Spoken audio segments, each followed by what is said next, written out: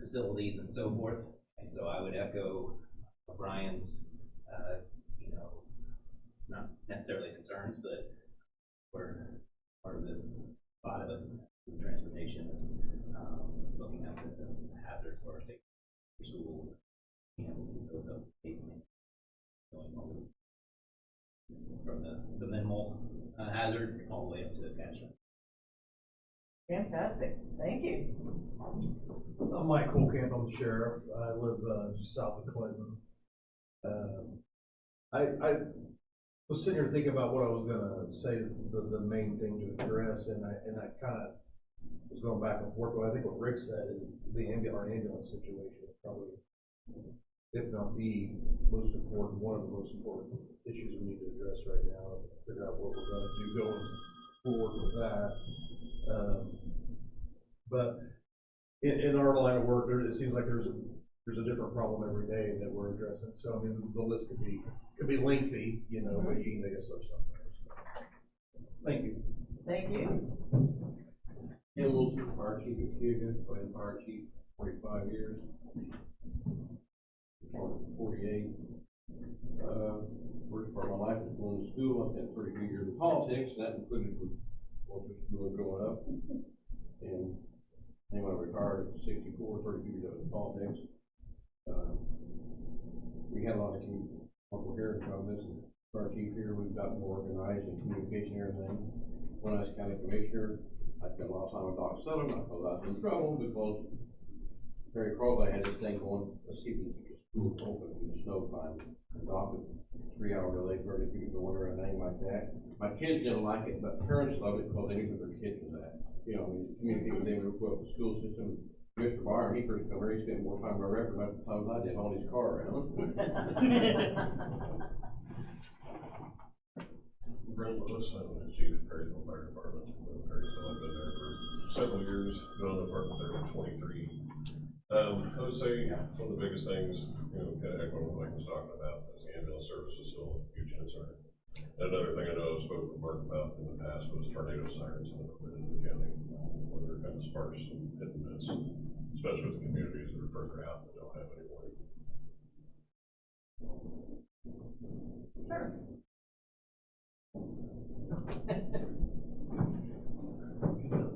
Yes, I did. That's my husband. Ah, wonderful. I'm just,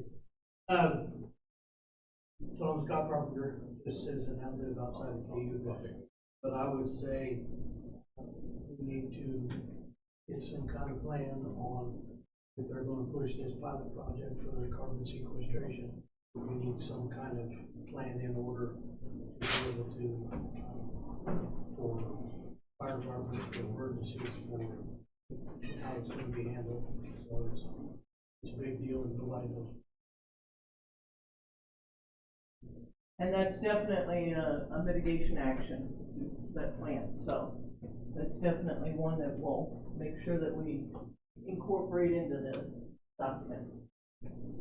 Hi, my name is Lori O'Hare, and he may not acknowledge it, but I am his wife. But I'm actually here for Health Township trustee.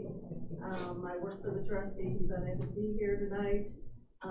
We service the areas of the town of Dana and Hillsdale and St. Bernice. And so we have now combined all 3 fire departments into one, which is Peoples here, our chief, and he's also our paid employee for the fire department. And I think our biggest kind of concern right now in that area is the ambulance. We have a lot of the areas that are pretty tucked away in Health Township, and thank goodness we do have Scott on a daily basis to get there before the ambulance, and that's what I'm here for. Where's your ambulance coming from?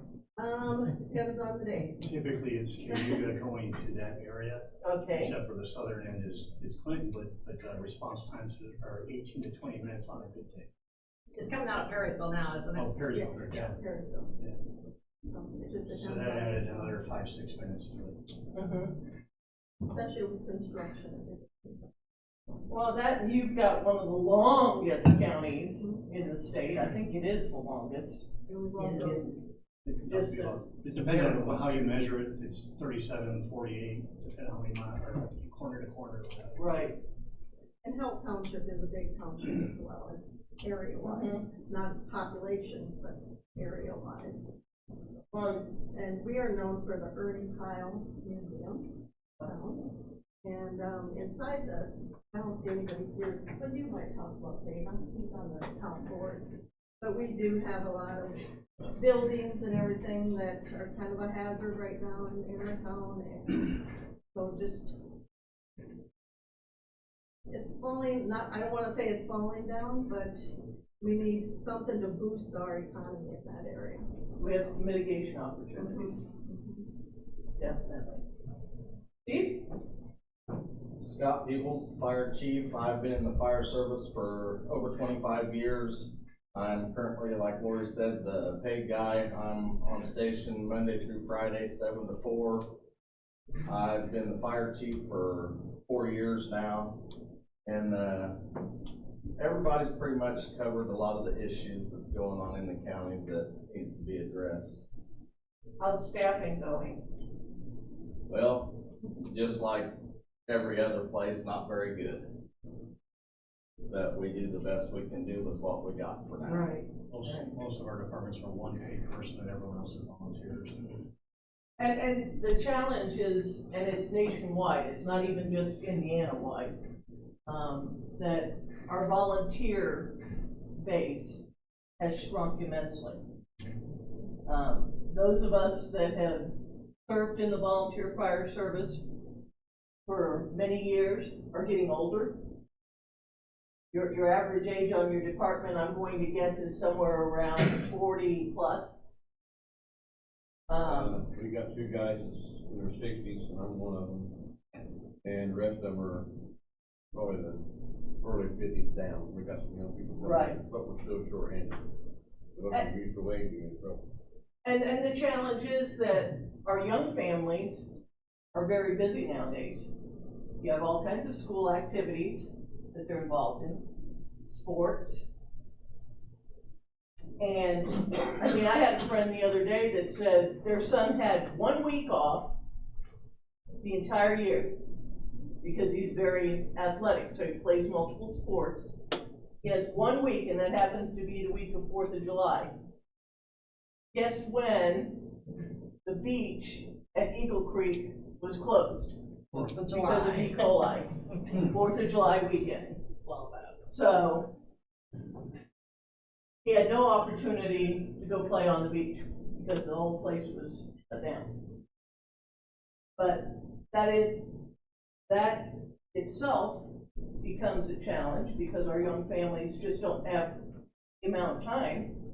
But also, what we find is that a lot of people are not working in the communities that they volunteer in. In the old days, businesses used to just shut down and say, go take care of the fire. Horn would go off, you leave, go take care of the fire, you come back, or you take care of the EMS call, you come back and get back to work. But that doesn't happen anymore. So we run into those challenges with our staff. Sir? Jimmy Miller Jr., the E911 director for Vermillion. I oversee the management of the 911 center, sheriff's office, also a dispatcher, reserve deputy, and instructor. Live in Newport. It's a real small town. Everybody kind of knows each other on a first-name basis, but runs into its problems too with funding and everything else. Couple of the mitigation things. One of the major important ones was the ambulance service. There's also the aging equipment at the dispatch center, including our CAD system that's immensely outdated, as well as, you know, like what Brent said and Mark had said, you know, tornado sirens in the north end of the county, and that's where there's several opportunities for mitigation. Have you got lightning arresters, by the way, on your towers? Your radio towers? Lightning arresters? I believe we do, yes. Okay, We don't do Z feeds anymore, but there is lightning protection. good. And I know some places, major cities that have had lightning hit and take their entire system down. City Hall used to get taken out all the time on my offices, but they put in a lot of it. Fantastic. I'm Joey Logan, the paid driver at Newport. I've been on the department almost 35 years. Um, I guess I echo everybody else with the big ambulance service. It's, unfortunately, it's become a very busy time for the ambulance service. Yeah, especially with the heat, right?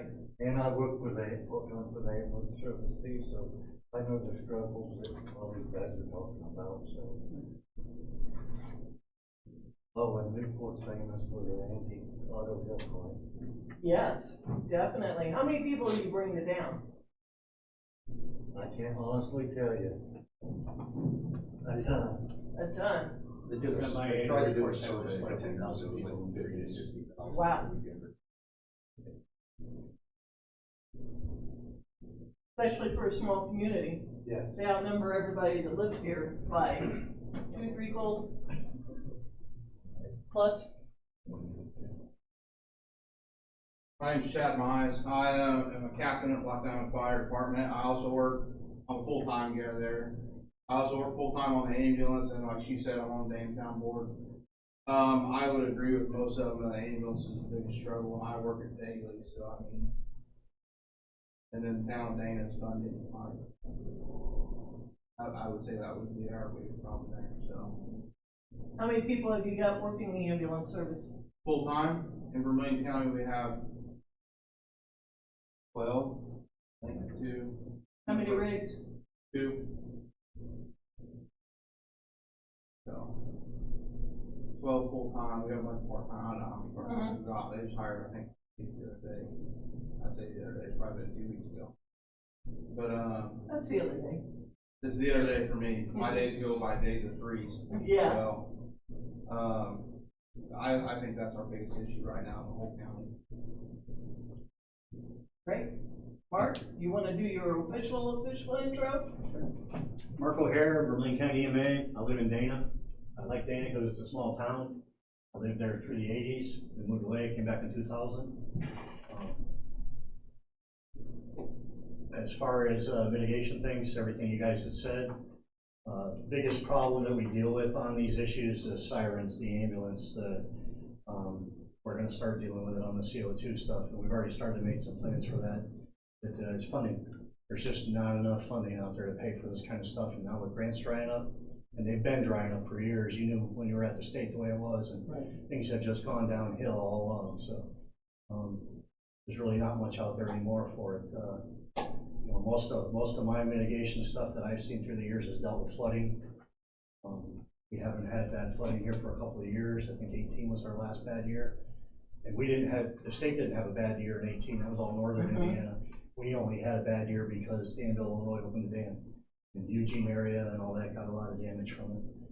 Typically they would let me know ahead of time, but they changed EMAs and couldn't get any word. Tim was the one who like called the high school, got students over there, we started sandbagging. Me and Jerry Sears wore ourselves to a frazzle about 3 minutes. Ran from the place because we didn't want to puke in front of people. Yeah. But, as Mark said, we rip rock and put the concrete over the road and had the flooding, you beat it over 10 years, so we don't know if they're working on it. But that's, there's other roads up there, 600 North, we did that on too, going back over there towards Walker Farms, down the south end of the county, South Main Street washed out all the time. With the 2008 flood Lilly funds, we were able to line up some money that we could buy riprap, a lot of riprap, and we just started riprap in all those areas.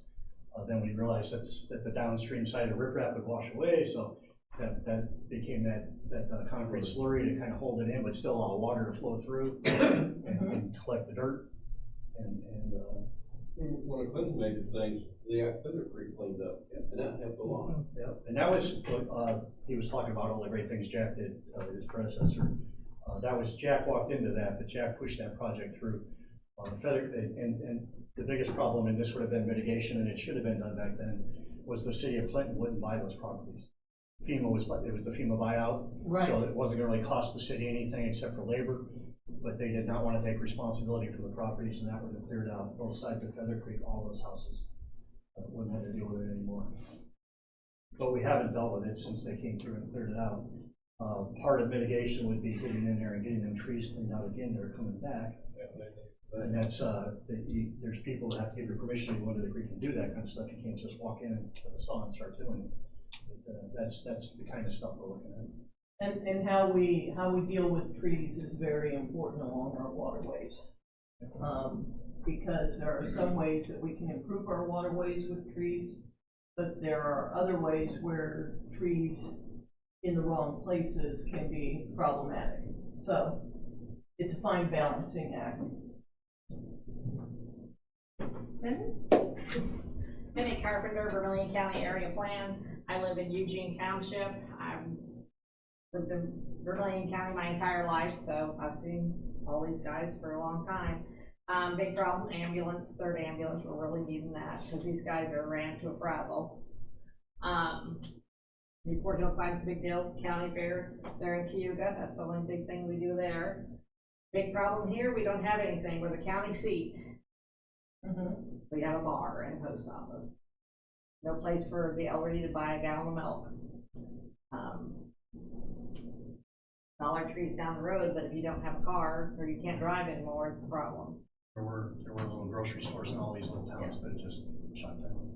And we thought for a while, if we get septic, we could get, public sewers, we can get somebody. Right. No, we still haven't been able to.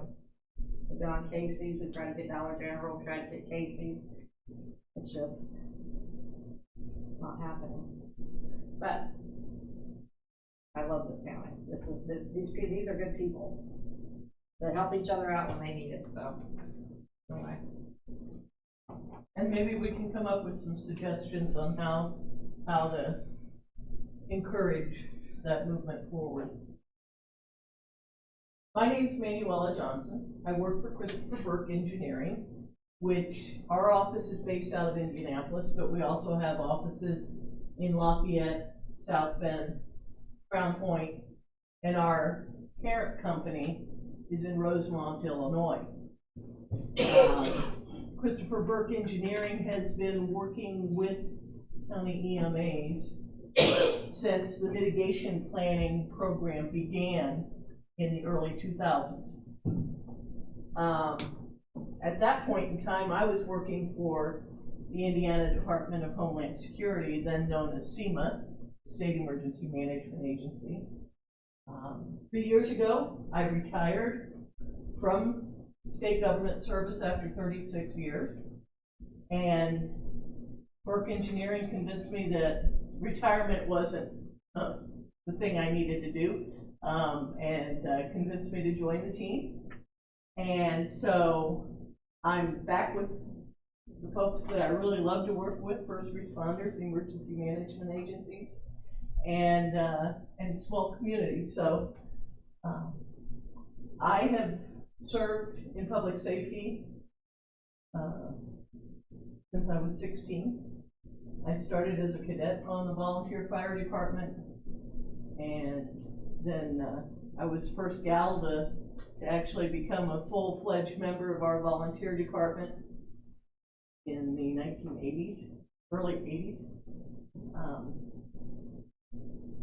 Had my EMT before I graduated high school, and maintained that certification for 4 years.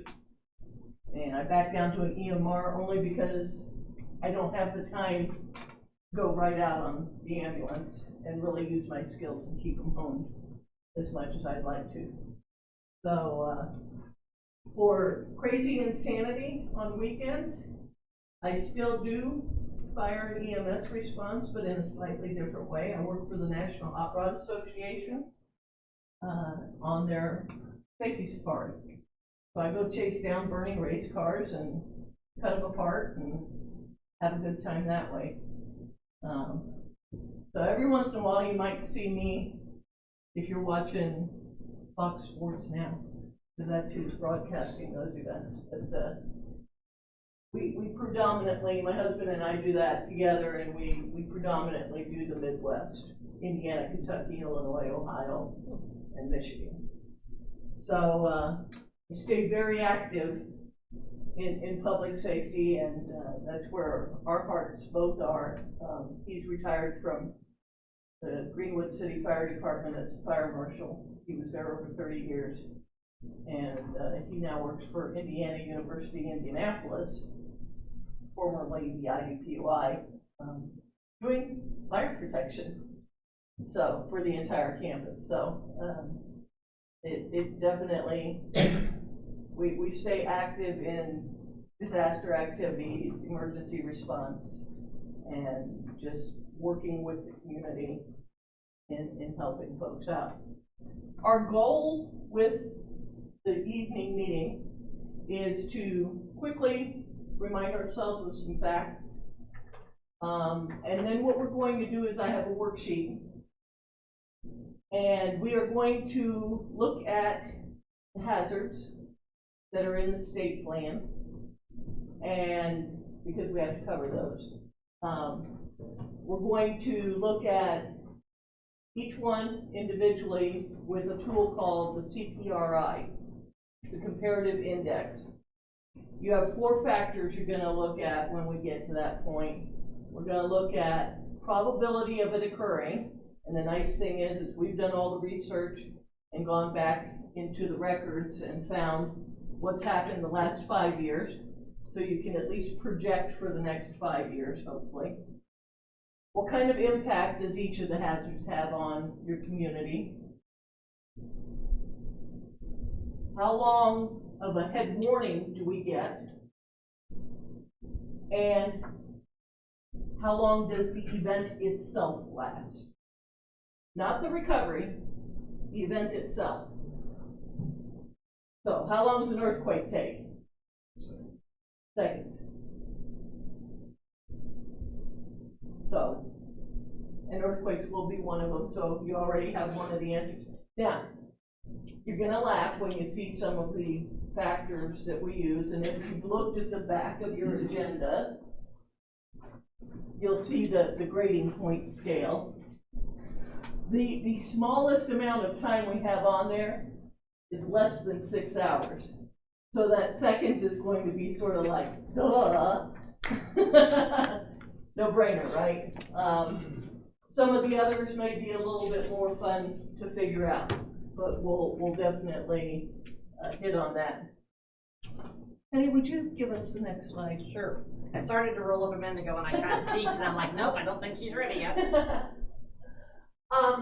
When we're looking at factors that help us know how vulnerable a community can be, we look at things like the demographics. The age in the county compared to the state average age is 4.5 years older. The state is at 38.2 years average, and the median age for Vermillion County is 42.7.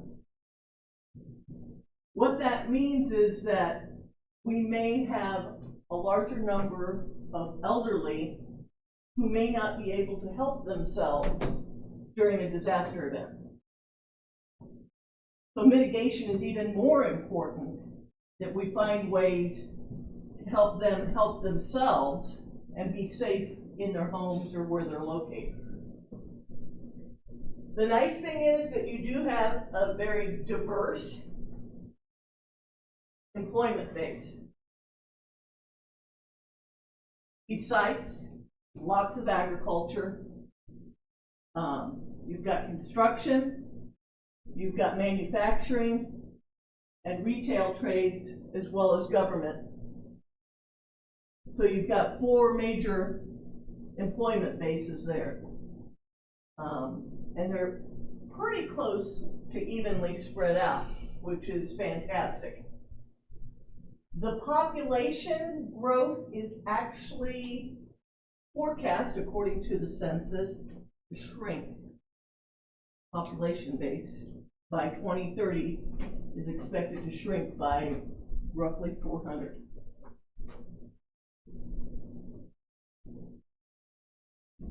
So how do we deal with all of our structures that we may not have the tax base for when we lose households in that?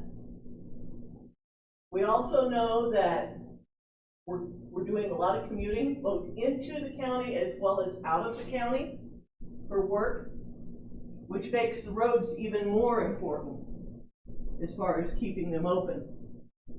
Because if people can't get to work, then we have a challenge as well in having them be able to be more resilient to disaster events. Next.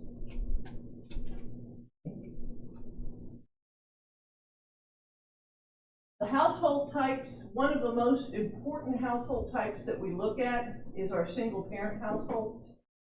Because when we have a single parent household, we have a challenge in if they, for some reason, cannot get to work, their income is lost due to a disaster. They're not able to bounce back like a two-income household. So then we have families that need more assistance. That's one that we always look at. The poverty rating was at 12% for the county. I'm sure you all probably know where your challenges are there. Do you have, and this is a question for everyone here, do you have many homeless? We have a few. They're living, they're double good houses. Couch surfers or? No, these are more like abandoned homes that people are living in. Okay. Squatters? Gotcha. We're seeing a big increase. Is that because they're coming in from the highways? Or? Most of them that we deal with, they either don't live in this area or even in the state. Yeah. Okay. Danville's a big contributor to that. I was gonna say, your proximity to Danville probably. There's an enormous amount of homeless people in Danville. So they moved to Brisbane, the state line at the south end of Chicago, moved down here. It's probably a lot of people in the around. So where are they all squatting, or have you got a problem with them hanging out along the creeks and the rivers and the underpasses? And We have that. you have that. Do you know where they typically are at? So if we've got a flash flood, you can say, hey, get the heck out. Usually within a day or two of them being there, the sheriff's office gets notified about it, but to have them there consistently, I don't think we have any camping along the rivers or creeks right now that we know of. Okay. The two areas in Clinton by the chateau and the one up by the railroad bridge is kind of, they're like gathering spots for them. Yeah. They run them out of there pretty regularly. Mm-hmm. That's good to know, because the way we deal with our communications may change depending on whether we have regular populations that we need to address. For instance, the city of Bloomington, the last flash flood they had that swamped campus, IU campus, also swamped the one park where all the homeless were staying. And some of them are living in a couple of the outfall pipes because they're huge. And getting warning to them that nobody lost their life was really difficult, because nobody had thought about it when the flash flood warning first came out. Clinton had a woman that she was mentally handicapped in a van, but at night she lived in the bathroom in City Hall. Sleep on the floor and be in there. Mm-hmm. So it's important to know where those underserved community members are located. You've got very well-educated population. 90, almost 93% have a high school diploma or the equivalent, and 17% have a bachelor's degree or higher. No, that sounds accurate. the 93% of high school, I think we got a lot of high school dropouts. Well, that's as of the 2020 census. I don't think those people fill out censuses though. Well, they may not. They may be the ones that are Is that- avoiding is that, things. These two or just, GEDs count. that's in there? Yes. Well, then there's a lot of them that go back and get the GED, but. And this is as of age 25.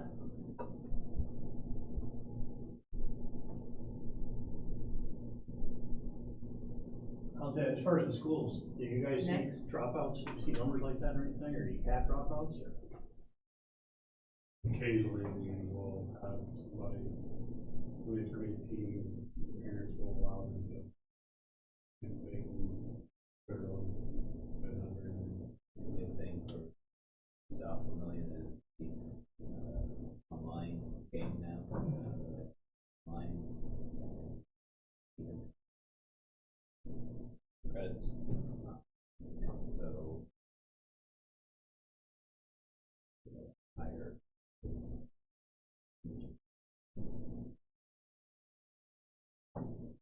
Underserved populations are what we, as a community here, define them as. It can be those with limited English proficiency. It can be those who are socioeconomically disadvantaged. It can be people who are immigrating to our country, folks with disabilities or special abilities that, or the medically fragile. Our hospitals are not hanging on to folks who have regular medical necessities. They're now sending the equipment home. As you all well know, when power goes out, what happens? Dispatch gets a lot of calls, don't you? My oxygen, my dialysis setup. Or just people want to know when the power's gonna be back on. Definitely. Definitely. So when we think about mitigation actions, we don't necessarily only want to think about our everyday perspective, but we want to think about the perspective of the people who aren't represented, who may not be able to help themselves very well. And sometimes those folks will tell you, I don't need any help, and yet you know that they can't walk further than a block. So if they don't have access to groceries, they don't have access to their medications, they become ill and need more assistance. So we need to think about those perspectives and how can we balance things. Does Thrive have a program here in the county? Transportation program? Yeah. Yeah, they were kind of unreliable for a long time. Mm-hmm. I think in the last few years, they've really stepped up to change in management and stuff. And I think they're doing a lot better job. Good. Trying. Go ahead, Colton. But getting people to go back to them now, who, tried to get rides in the past, they didn't show up, is something that they deal with. It's something that Lori does with the township to set up people rides. Mm-hmm. Yeah, till they can build that trust back up. Definitely. We've been seeing that the average maximum temperature, the average daily high, is sneaking up, and it has been for many years. It's becoming more noticeable. And the next slide will show you that the daily low, the nighttime temperature. You want to go ahead and give us the next one? Is creeping up as well, but at a much faster rate.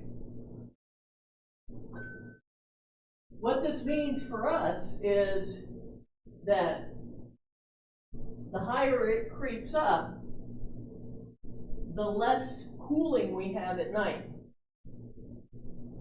less cooling we have at night during times like this, where we're running 90s, if we don't have air conditioning, we may not have electricity because we can't afford it, our bodies aren't cooling off at night, and it sets us up for heat illnesses and other illnesses that are exacerbated because of the heat. During the winter time, we say, oh yeah, that's great. It's a little warmer, right?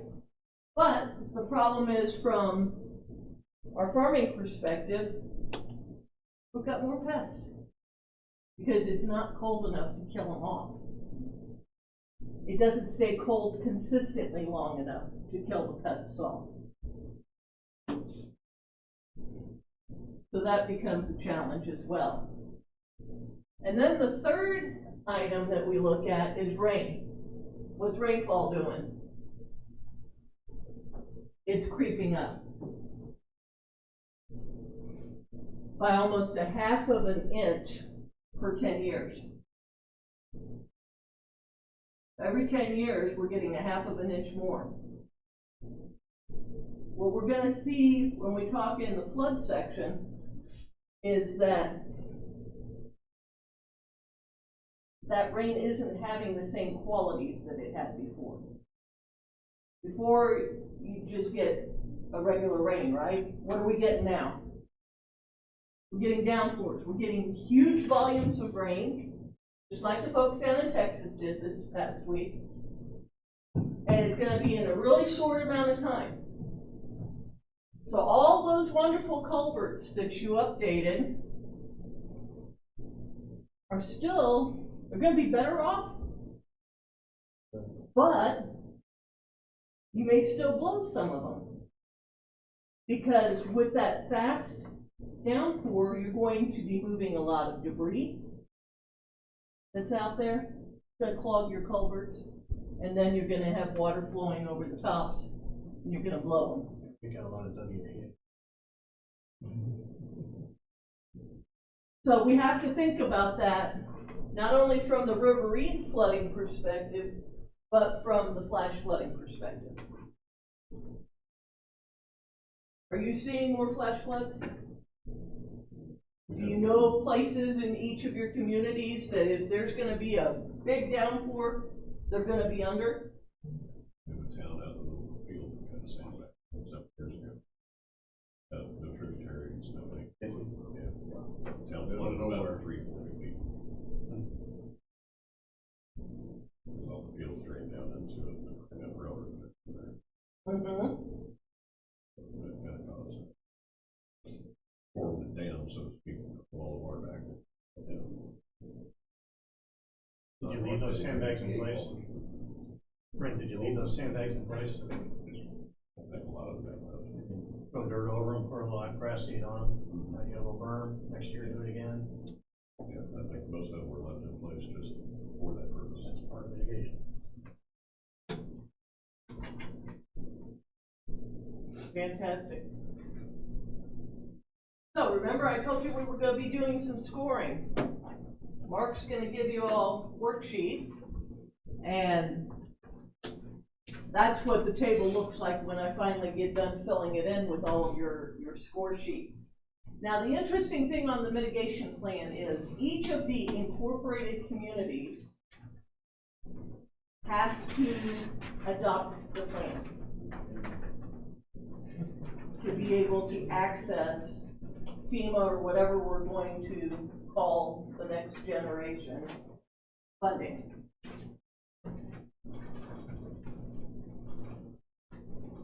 The school corporations, they ask if you would adopt it so that you can, independent of a city or town, as a sponsor, can actually get the same type of federal grant monies and not have to worry about things.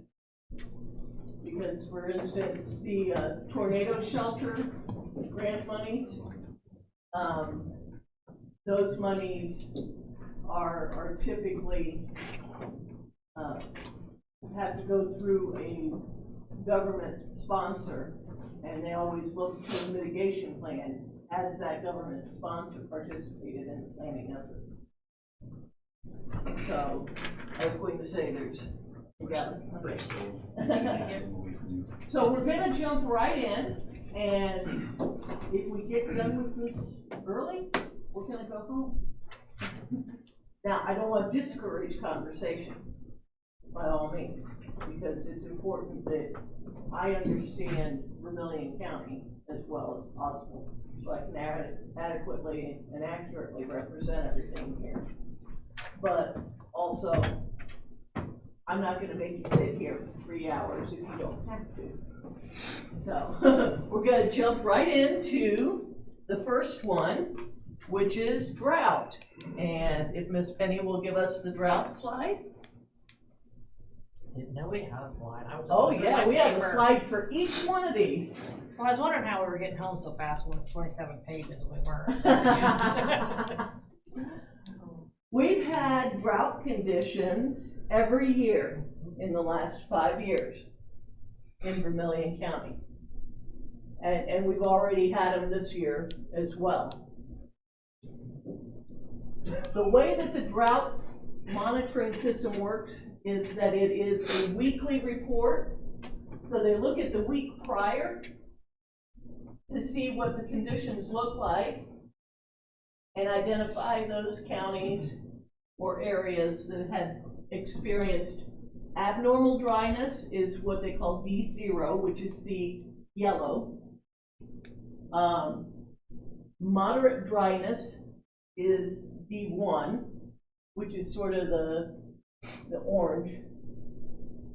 The red is D2, which is extremely dry. We get into D3, it's exceptional, and D4 is catastrophic. Indiana is not seeing D4. We've gone as high as D3 in the past. 2012 was one of those years where we went up to D3. And you can see it there in those spikes. We're running a lot of D0, D1, and a little bit of D2. Whenever we start getting into D2, we start looking at whether we're going to have to do burn bans. That's typically when the fire departments start seeing things getting dry enough that they have to look at discouraging people from burning. And we start seeing a lot of field fires, woods fires, grass fires, and the like. Where do we draw our water from in Vermillion County? Aquifer? Okay. Oh, wells. So we're not surface water, we're actually aquifer water driven. So, how much, what's the probability, and go ahead and mark your sheet, what's the probability that we're going to see drought in the next 5 to 10 years? Is it one time, or is it this coming year? How does it impact your community? Now you've got 4 choices for each of those impact items. And the nice thing is we listed them on the top of your sheet, but we've also got them on the back of your agenda so that you can read through them.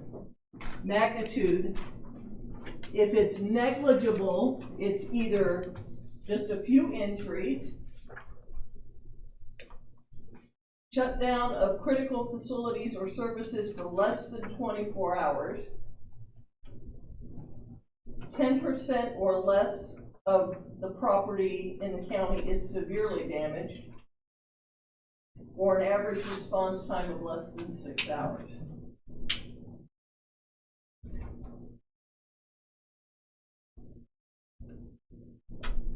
So one has to meet one of those items in order to qualify for the negligible.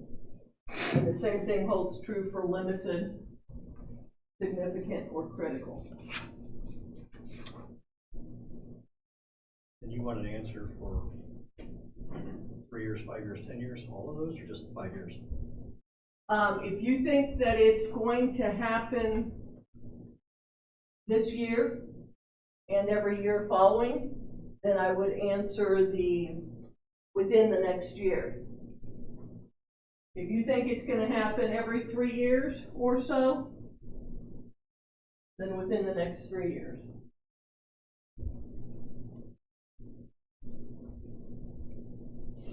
But it really only has to be one of the criteria that fit on each of the categories. Correct. So if we're saying, like what we see a lot, dry seasons with this agriculture, field fires, spring you're losing half your crop or more, is certainly critical. If it's greater than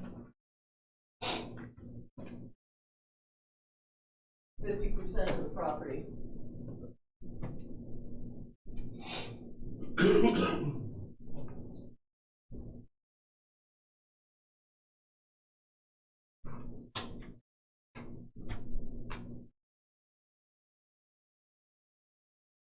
How much warning time do we get for drought?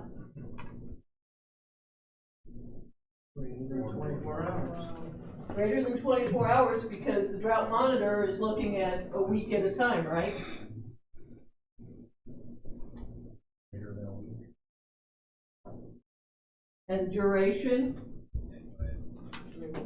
Greater than a week.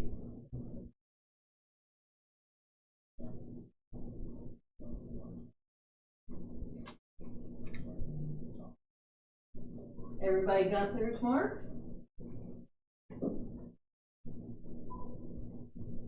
The next hazard is earthquakes.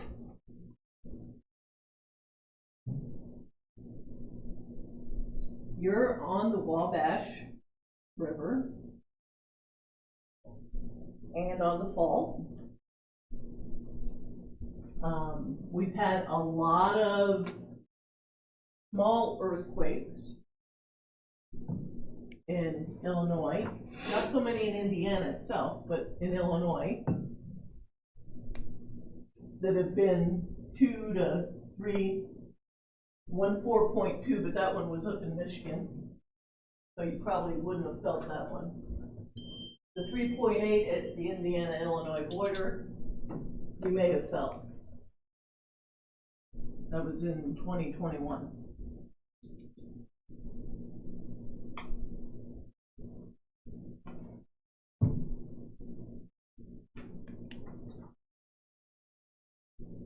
The other challenge we have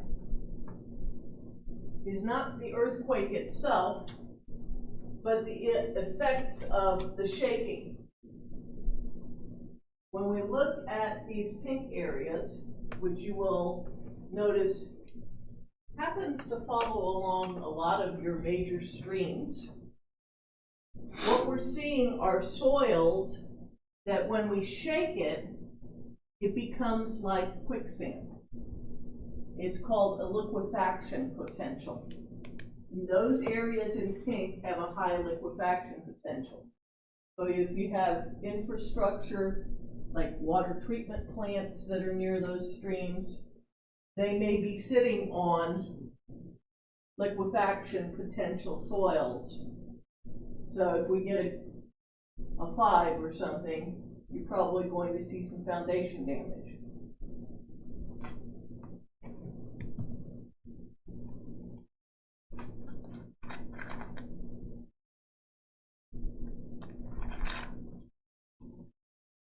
The New Madrid fault, they're saying we should see a shake, a strong shake in the next 20 years. I hear that. Went to a earthquake thing on the New Madrid Fault, that they were saying that it would end in Vigo County. We wouldn't see any of that. Maybe a little shaking, and I pointed out, this was like 15 years ago, that our buildings are all 150 years old. They're just going to crumble. They're falling down right now. That's going to be our biggest damage, is these buildings are all just caving in. Well, and residential structures are not built with earthquake protection. Most communities, believe it or not, the residential structures are the biggest contributor to debris.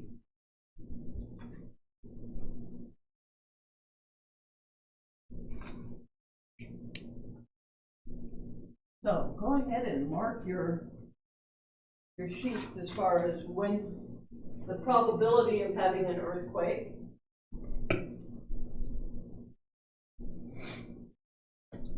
If we have one of a 5 range, how much impact would it have on your community?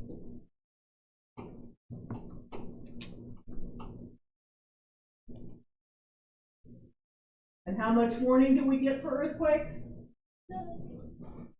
Who's saying? You wanna base this on a scale of a 5? Yeah. Okay. Right. Yeah, I was doing that, what we've had. We didn't, that hasn't worked, what we didn't have. Right.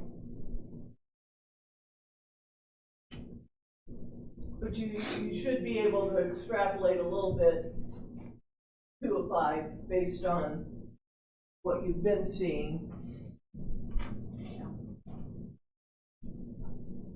And how long does the earthquake itself last? Well, the earthquake only lasts for a little bit, but then you have the tremors after it, and that can last for a day or so, that we had the last one. Right.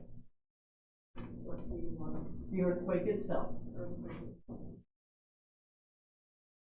Thank you for asking that, for that clarification. That's why I married her, she's a smart one. She asks all the questions that you don't think He of, right? wasn't home when we had the earthquake, 'cause he was out in Oklahoma living on a base out there, and I called him and I said, I'm either dying or this house is moving, something's happening. He goes, there's no earthquakes in Indiana.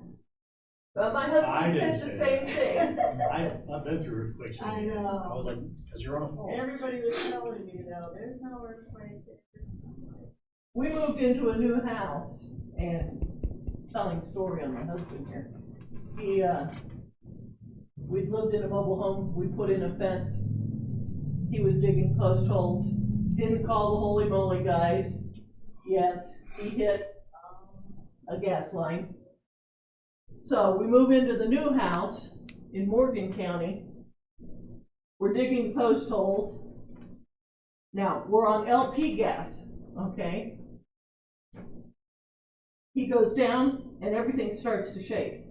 And I looked at him, I said, don't tell me you hit some underground line. And then I looked up and I saw the house and it was doing this. And it's like, oh, it's only an earthquake, we're okay. He goes, we don't have earthquakes in Indiana. Well, yeah, we do. I haven't lived here that long. I lived in Japan for a while, and earthquakes are like a weekly thing. Yeah.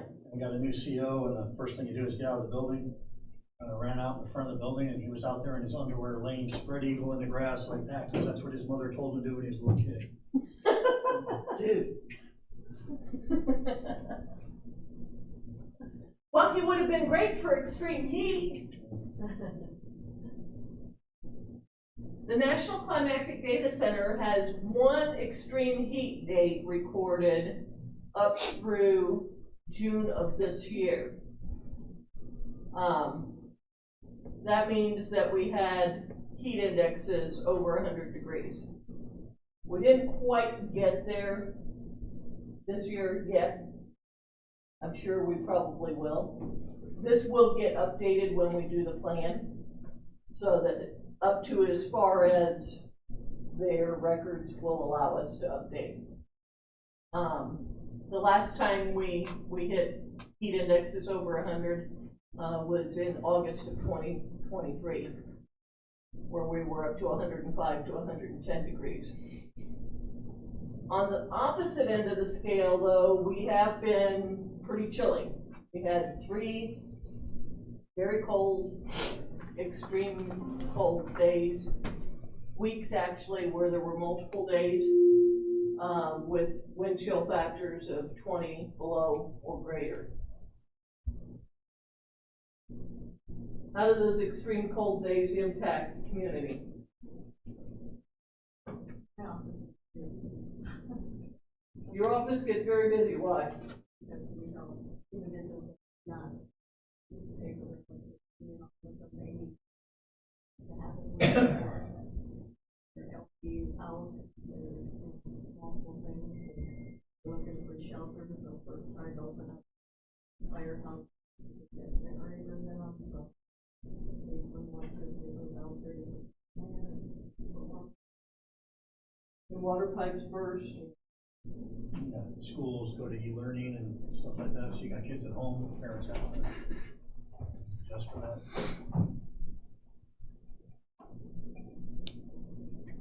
So what do you expect for the next 5 years? Are we gonna have any extreme heat or cold events? And it's either or both. Well, the extreme heat, you're gonna have it by your records. You said 2012, right? 24 years before, it was 1988. We lost crops around here. That's 24 years before that. We're about 2036 feet. That's 10 years. It follows your Yep. pattern.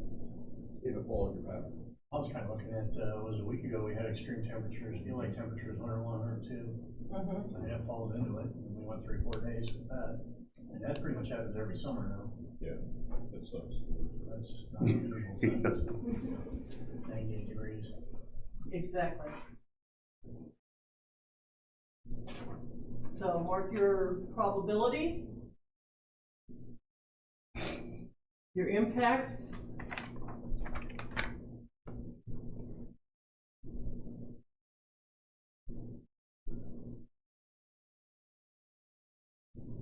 What kind of head warning are we getting when we're gonna get either super hot or super cold?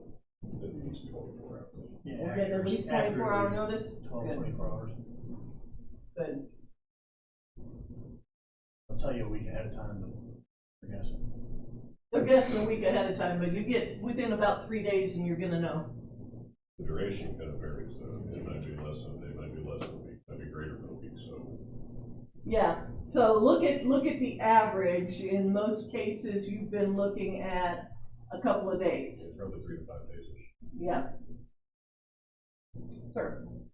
So, all right, back when I was in the workforce, Yes. what I considered extreme temperature didn't happen that often because we dressed for it. Mm-hmm. So you guys are talking about extreme heat. Well, it wasn't anything to work when it was 100 and something in the shade. I mean, we just worked. Likewise, when we were building that power plant down in Sugar Creek, there was a whole month that the thermometer never got above 0, and I only missed 2 days of work because it was too cold. So I would call something like that significant, but I don't understand. You've got the extreme covering both ends of the Richter scale, but in my opinion, based on your charts you had, we will see extreme heat a heck of a lot more often than we're going to see extreme cold in the next 3 years. Possibility is there, right? Because we're looking at both temperatures. Yeah, they're scooching both up. rising. And, Yeah. you know, the last 2 winters, in my opinion, the one day that we had this year that got below 0, the wind wasn't blowing. And so to me, that's horrible. You know, the wind's blowing and your wind chills puts you down to 40 or so. And then I would call that extreme, but I just. You're relatively healthy. Well, not necessarily, but that's the point. The point being is I don't understand why you want to combine heat with cold when there's 2 different negative effects when it's to that extreme. Because when it's cold, if you've got homeless people or people that are living out and about, they are more at risk than they are if it's super hot and they're living out and about, because, you know, we didn't always have air conditioning. Right. We still survived. So I don't understand why you're combining both of them like this. Oh, okay, I've got you. You want to make me a note that says, for extreme cold, I'm looking at this rating. Extreme heat, I'm looking at that. I'll take that. Well, Okay. That would be the way I would look at it, because the heat, to me, is more probable than the extreme cold. But yet the extreme cold has more dangerous attributes and the extreme. I got you. Yeah, feel free to mark that. Being for example, emergency response, you don't need to play a massive part. Yes. Nowadays versus 15, 20 years ago, it wasn't as much of a problem, which is the increase in rainfall. Yeah, and the warmer the temperatures get, the more the clouds can hold, the more the air holds humidity. Then you have more respiratory responses for people with COPD, asthma, anything that's respiratory driven. And we have a lot more people that have the respiratory illnesses nowadays. Even here in Community, in the last week, we've had more people that smoked all their lives, it's the weather really affected.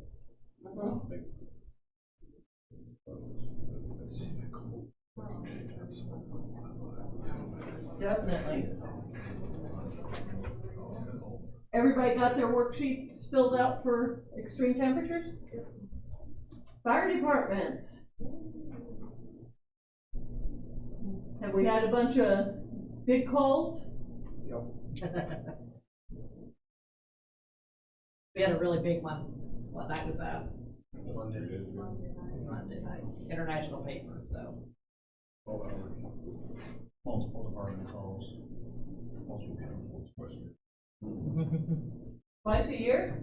One is about twice a year. Management change, we go out there, the last 40 years, you probably, you get something set up, the employees do a fine job, but the manager will let them touch a foot. They got bales stacked out there, and they spray water on them, nothing to break them, we can't use that equipment, so they contact it out. And then you go, we got before meet with them, they said, the manager, hey, Phil, they can put something to break the foot, so we spent 12 hours up there at night. They stack these cellulose bales together, right on top and next to each other, and they get hot when everyone's catching on fire and they can't get the water to them. It's like an old fashioned hay barn fire. Same concept. What do you do with that? Break Break the baler apart. You get a 28-year-old who just got no knocking young people, you know, has never worked in school education, doesn't understand the process, something's gonna break apart. And they squander the majority of their water spraying on top of bales. They have 80% capacity out there, and drop down to 16%, we had to shut operations down for off the water bill back there. Just that tank breaks down in the water.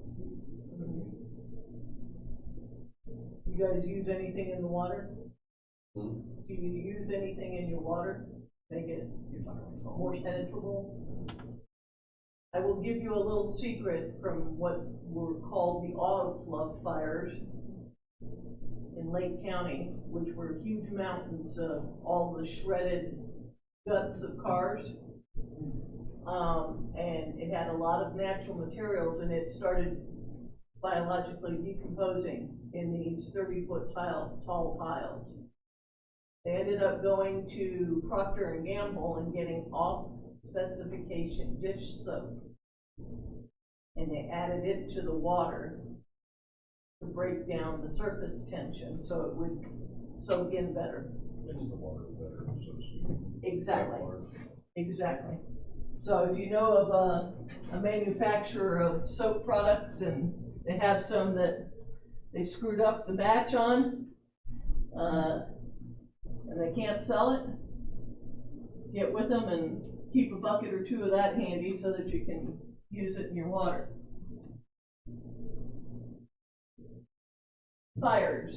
What we found, and I've been looking at a number of counties now, during COVID, most fire calls went down. Since COVID, they've gone back up to where they were in 2019 or greater. And it doesn't look like the number of calls is decreasing. We'll know a little bit more about your data before the next meeting, because we'll get the last 5 years of data. We'll put our friend at dispatch to work. And we'll get that report generated, and we'll have that data charted out for you so you can see. We put a burn ban out, and someone's like, oh, I got a little, can I just burn my little? No. No. That means no. No means no, yeah. Exactly. So, How frequently are we getting fires where we need to really activate multiple departments All the time anymore, we're short-handed. because of manpower? It's Okay, not always just necessarily the event itself, it's the availability of personnel to work too. You wanna get the full department. we need at least 3 to get in.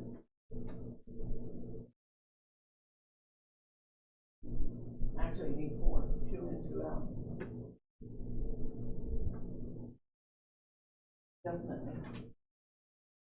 Harvest season a problem? Combines? Combines, not that you lose some of your personnel to harvest season. Those are out with the fields. Important factor. Heat of the summer with brush fires, you got winter with space heaters, cold days. Have you had any problems with alternative heating where, I had one county where they had like 4 fatalities due to space heaters a couple of years in a row. So we decided as a mitigation measure that we really needed to work more with populations that were having to use space heaters as an alternative We had a heating fuel. roll fire where they were using a portable heater, and the mother was on oxygen, the daughter fell asleep, and the oxygen tube burned too.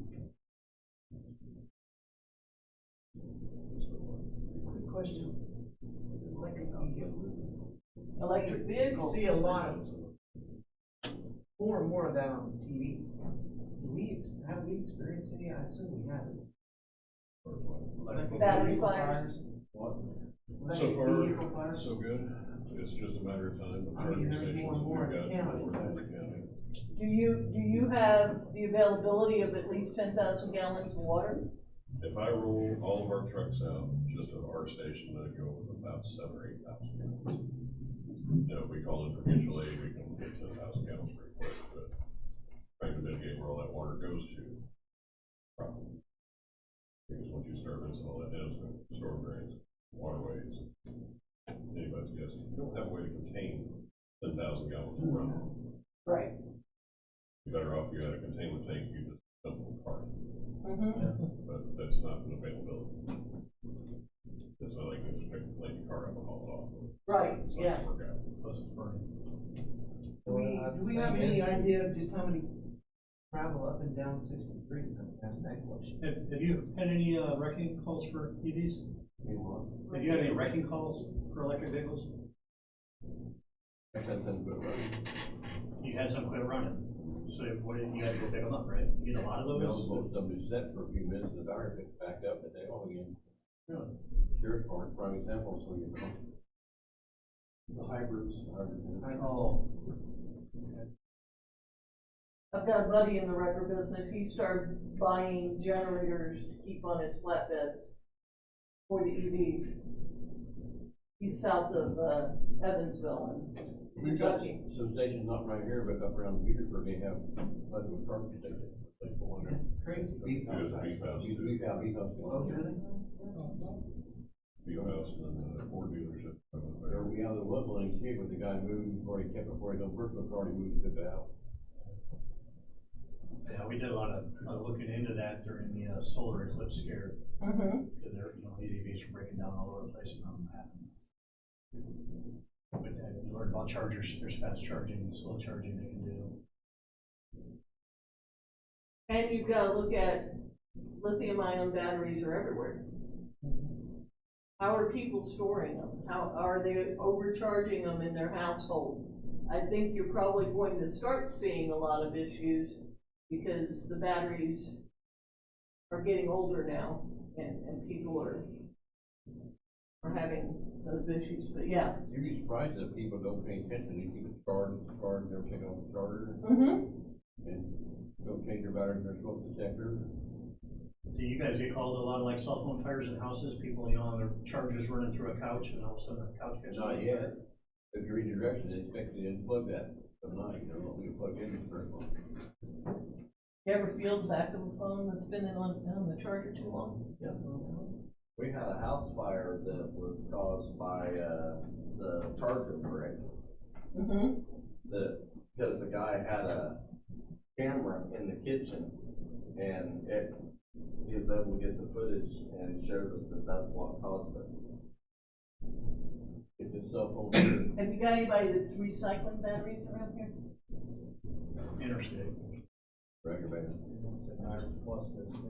And solid waste does a countywide cleanup twice a year, and they take batteries as well and recycle them. It's available, but it's not many people actually do it. I mean, where they do it. Well, the reason I ask is because we actually know of at least one recycler that had lots of batteries, lithium-ion batteries. Most of them were in metal drums, but they had a runaway reaction that started and spit flames out. And the only reason they knew that that's what happened, they swore somebody came in and torched their place. And they had security camera and exactly the same thing. It showed. More and more instances of those are happening. Yes, yes. My phone here on the hot days, I think I'm back for a truck running and drop it Clinton. All of a sudden it starts beeping going off, overheat, school phone. Maybe on the side of a pool, it's the same thing. Yeah, don't wanna leave them in the gas of your car either. They give that same overheat notice. So, chances of having fires in the community that are gonna require multiple department responses. Just once a year.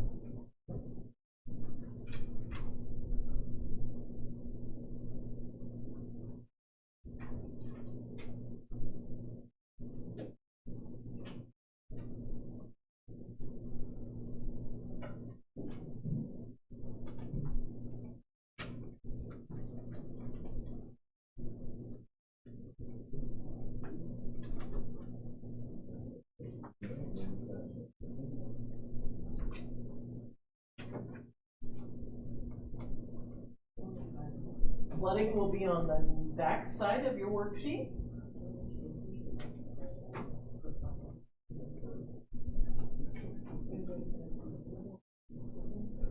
As we said, flash flooding is a challenge. We had one flash flood that was recorded by the National Climatic Data Center. You probably have had more than that, but they did not make it to the attention of the National Weather Service as far as being recorded as a local storm report. The blue graph in the bottom left-hand corner of the screen shows the incidence of high volume, short duration, what they call extreme precipitation events. 5 years ago, 3 a year would have been the common number for the state of Indiana. It has been going up continuously, and what we're seeing now is 10 to 12 incidences at least, where we're getting 7 inches in less than 24 hours.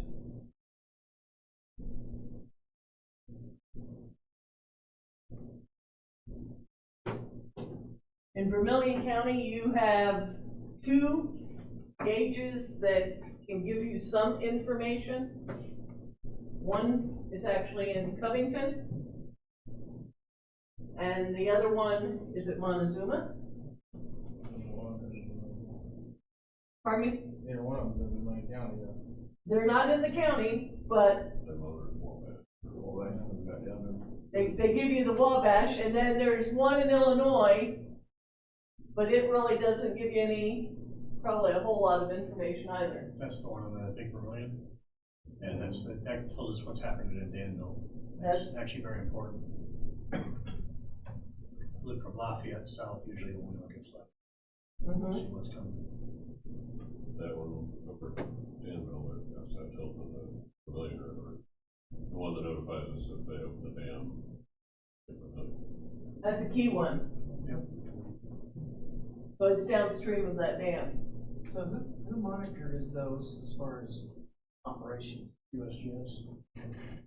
The U.S. Geological Survey actually, does the maintenance and operates them, and has a system called Stream Stats, where you can set up alerts on your cell phone.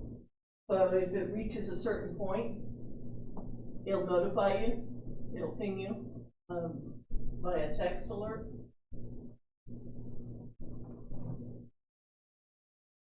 Is this something, have you thought about needing any other gauges to give you better information? We have a visual gauge. Okay. Actually, we don't anymore. After they did the construction, they wiped all the markings off the bridge in Clinton. Now it had to be called in. And, IDEM was gonna put that back on. And, that would be the only one in the county otherwise. So maybe we need to put that down as a mitigation action to, What we see in Clinton really doesn't matter to us. It matters to Vigo County. Doc calls me on that stuff. right, Like, your gauge ain't working. What if we had one in Perrysville? River Bridge or 32. Or a visual one on that bridge. visual would be handy. Yeah. I mean, it's easily accessed off of Green Street for the boat ramps. I don't know what items handle that anymore in the water. may not be IDEM, it may be DNR. Let's Last double guy that check. talked to me about it, that was when they were starting the construction on the 163 bridge, was from IDEM. It's the same guy who handled well water and all that kind of stuff. Okay. Well, we can reach out and see who needs to be talked to. Fantastic. So do you think we're gonna get, how much flooding are we gonna get? Riverine or flash? It's highly probable for Porter and the county and around. Universal. We get a lot of flooding up on River North. It just can't handle the water. There you go again, I mean, sometimes farmers did about pounded the waterway that's been years ago. And strange. One good thing, we've got a surveyor that's kind of looking into it. He's doing a good job. Damn good job. You've got an active county surveyor, good. Sometimes they can access monies that the rest of us can't. So. I think some of our ditches are being cleaned up too right now. I think that's gonna help some of that too. In Main Street, Dana, you get the slightest rainfall and it floods.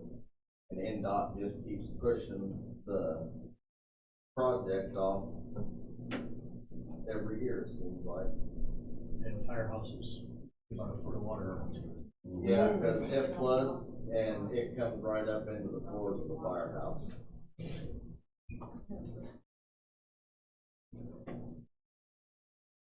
Are these slides gonna be made available to us? Yes, matter of fact, this is a PDF, and Penny has it, so, and Mark has it, so. I was gonna send this to everybody who was on the invite list too. If you Yes. can give me a fillable copy of this, Yes, and then I'll send both of those out there. The invitation of the next meeting. sounds great. Just to go along with the floodplain information to help those of you that may not be familiar, Indiana has the Indiana Floodplain Information Portal on the internet. You can pick a spot and it will tell you whether that location is in the floodplain or not. It also has what they call best available data, which is data that the state has calculated out. They've not done hydraulic studies, but they've done modeling, remote modeling, and they've identified where floodplains probably will be in the future as far as adding, because the FEMA project was greater than 1 square mile of drainage. And so DNR went in and did everything less than a square mile of drainage. We had that problem in Cuba where we're building in the floodplain, you know, natural drain off the runoff come in town and you got the county pit, took that out and they put a pond there. But there's some places built before they had floodplain walls and things like that. Well, that's really helped us in the farmers that had their fields tiled, so that water doesn't run into community like it did. Detention basins are another biggie, and if you'll hit the, next slide. Most of the communities participate in the National Floodplain Insurance I've got a Program. question. Tim, why doesn't Cayuga participate in that? Do you know? No. But see, where the flooding was at there was in South Township, then they annexed that in after that, so I don't know. That's what's been asked of me recently Yeah. over. Dale Warning's house, that's in the floodplain. That's right. If they're interested in participating, we can get you connected up with the right people, okay? And they can actually come out We and have talk done to the that. folks. We have got letters sent to them Mhm. because, there's been an issue that's come up, but it's to the town attorney now, pretty much. Yeah. You get the town attorney, you'll get take care of it. The rest of them, they have no idea. The interesting thing though is you've got lots of communities, but only people in two areas, the unincorporated county and the city of Clinton are carrying flood insurance. Now, some of that may be because FEMA used to make you shell out all the money at once. They're not doing that anymore. They're actually allowing some payments. And in some cases, people who are really in the deeper parts of the floodplain that have a higher risk of flooding out have a higher rate. We have a farmer whose grandmother just died, and she had flood insurance. His dad advised keep it in her name because it had raised so much. But the problem they have now, they have trouble selling the place, so people don't want to pay the flood insurance.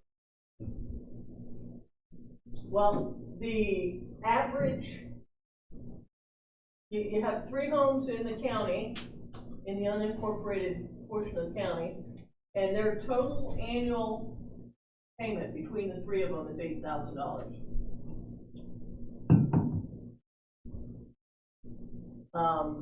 And you have 45 homes in Clinton, and their total annual payment is $52,000. But they are insuring over $3 million worth of property. The one benefit that comes with having flood insurance is what's called increased cost of compliance.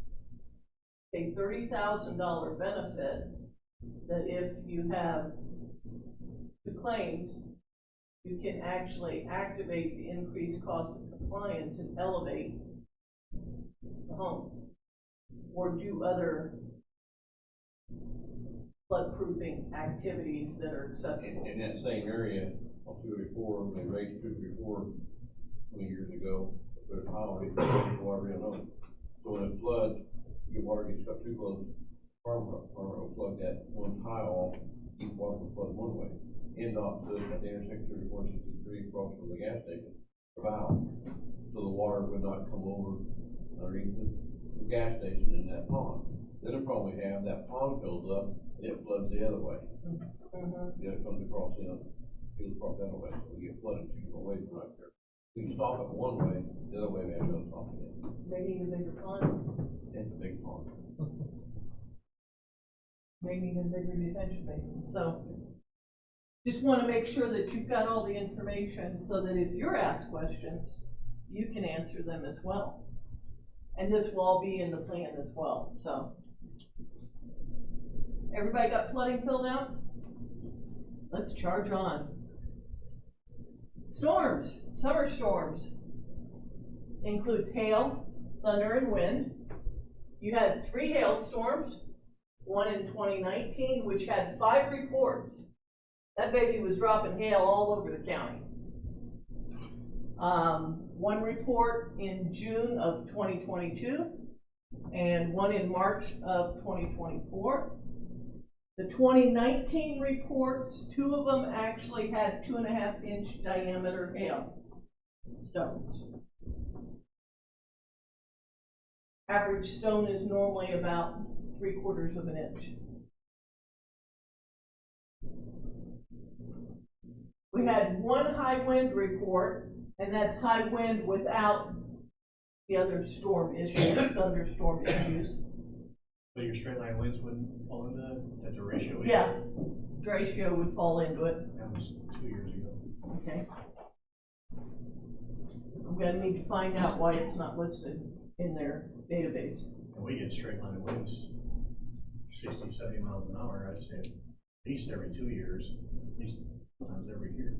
We just had one, there's been over there, not too long ago.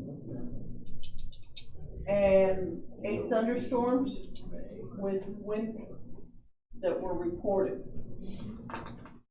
The key word there is reported. We had them more than this says, they just probably weren't reported because. So when you say reported, that's not National Weather Service says Vermillion County had a storm like this, somebody has to call that in? It has to come in under the local storm reports.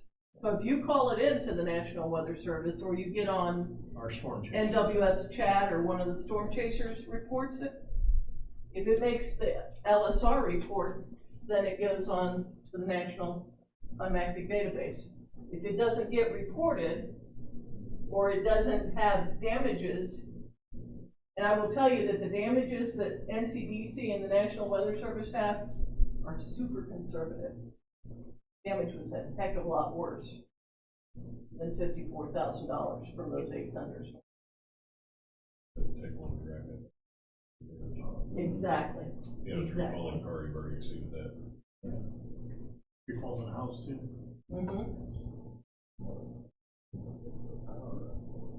So I think everybody's probably in agreement that you're gonna have summer storms. So let me ask this question, because I'm from a Yeah. utility background. I know one storm easily, in one community will exceed that 54,000. Do the utilities companies, they're self-insured or whatever, do they report? The for-profits do not get reported there. The REMCs and the IMPAs Okay. do get reported into a separate database, and they actually count for damage for federal declaration. I'm But just, Duke and Yeah. some of the others, they don't count. I would think even the RMCs would have that information more. Yeah. Oh, there was more than 54,000, Oh, just that yeah. one that just happened at Exactly. 600 north there, they Yeah. picked up 2 poles, like 18 poles, that's But they don't get, because they're for profit. Yeah. Duke Energy. Duke.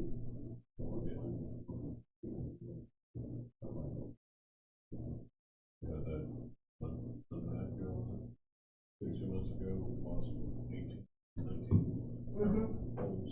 That's what they were saying, yeah. That went across the 4-lane highway, the lines down, that road shut down forever. That was, everything was like that up there. I don't know how the house was gonna stay in that. Homes were staying. So everybody got their worksheets marked? Good. Now we're gonna talk about landslide, land subsidence, and fluvial erosion. Fluvial erosion is movement of your river streams from side to side. It depends on where you're at in the state, whether your streams are highly mobile or not.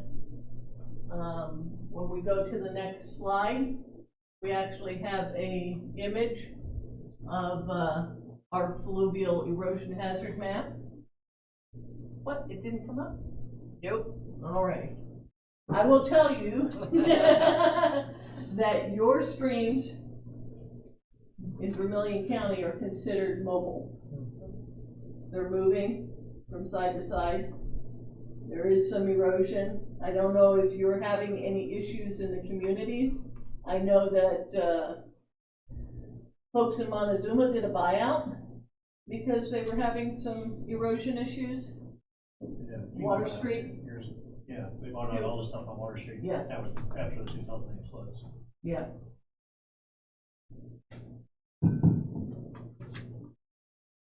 we've had people in the past that have come to the county and asked us to fix that problem for them, the erosion. And lawyers that have looked at it in the past have all said, don't touch it, because once you do, you own that. And it's just part of, you know, nature's plan. It's gonna move, people's property's gonna change. And that's very important, because a lot of communities will go in and try to armor the banks. And by armoring the banks, they actually are shifting the problem up and downstream. Erosion happens because the stream is trying to take the energy out of the movement of the water. And it's trying to do that by putting in the kinks and curves, snaking the river. It's actually slowing down the water, a lot like what they say roundabouts are supposed to do, calming the traffic. I don't know that I necessarily agree with that one, but the rivers, it does slow them down, but when we put water treatment plants too close to the riverbanks, we end up having problems with those. I didn't know if you had any structures that were close to falling in. FEMA did have, under the BRIC grant program, and they did start doing some buyouts to allow the river bank to slough in. Crawfordsville got some houses bought, and they were trying to buy some more, and when the BRIC grant program 2-3 years. fell apart. So. Landslides, any problems? Nope. What about land subsidence? And that is typically due to karst features, where you've got cave and you have sinkholes that are created, or from mining, underground mining. Other side of the river was pretty rough on our side. Multiple coal mines. Okay. That's good to know.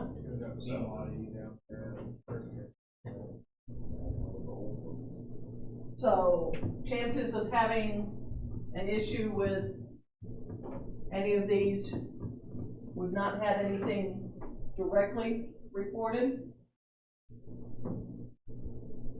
I don't think it's a major threat to the county. Okay. I listed it as within the next 10 years. Okay. It could be. Yeah. Erosion, they just count that for rivers, they don't count for creeks. It'd be the same. They count creeks too, yeah. Rivers, creek. Just about there. There's 71, but it's kind of They did harden that like 2 years ago. It used to be way over there, almost where the railroad bridge was. We as kids, when that train derailed, hard landed in the creek. That's a big move. That's like a quarter mile. And it was, if you get to 71, yeah, we put some river down. They had a project last summer, I thought, they put a lot of like big spikes in and stuff like that. That's kind of where I was thinking of culverts and things like that. Some of the ones that I've walked down into, there's a lot of issues. Mark your sheet appropriately. I did. Good. All righty. Isn't that what a lot of projects on 63 right now, the road projects, are bank retention, that's what Okay. we're working on between, what they did on 71, where that curve was, they went in and pinned into the side of the hill, because the road was, It would slow them down. the guardrail had dropped down to the level of the road, the hillside slid off. Oh, for those of you in that area, definitely mark that as a concern. And we'll need to make sure that we mark that in the plan. Snow and ice, Probably more so with the eyes. more so with the ice. We haven't had much snow, have we? If you wanna hit the next slide. That's this one? Yeah. Cause that has my snow and ice numbers. Okay. I'm like, wait, we just got there. We didn't have any blizzards. Oh, darn it. We had one heavy snowstorm. And we had 3 winter storm events. And my fingers got happy on the 2022 there on December 22nd. There were just so many 2s. And then this year in January, we had a winter storm move through. And I'm just gonna say with my utility background, the ice storms are significant. Even in Indiana, which has been fortunate. So chances are in the next 5 years, Say next year. okay, next year, You predicted 1916, a big snowstorm, is that correct, what you're thinking, Jennifer? 1916, next one was 1976. You know what happened in 1977 around here, so they shut down for 5 days. 77, 78, and So we're close, that might happen again, we're within, the blizzard, yep. if it falls a thing. He's doing a snow dance. I used to, I gotta get it.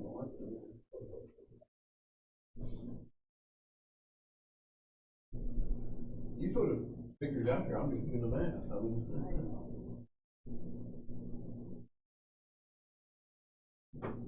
Do we have a lot of flat roofs around here?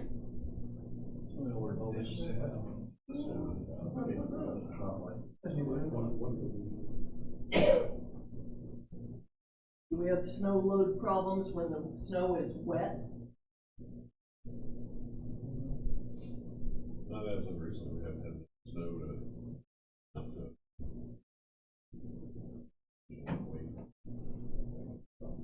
2005, we had such a wet snow that in southern Indiana, we ended up closing Interstate 64 and had to incinerate a bunch of turkeys because the turkey barns collapsed because of the water content in the snow collapsed the barns. And up here, we were dealing with heavy rain and ice, I believe, in '05. And we went further north and we had tornadoes. Just the opposite of what we would have expected. It was a weird year. As they say, sleep, weather will change. That's Indiana for you, right? Yeah, definitely. So, how's that snow impacting all of us and our communities?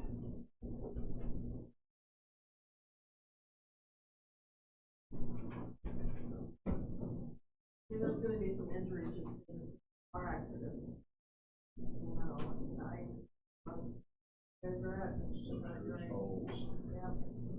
So there's. Contracts pulling people out of the sheriff's deputies. We have wrecks without snow. People don't know how to drive.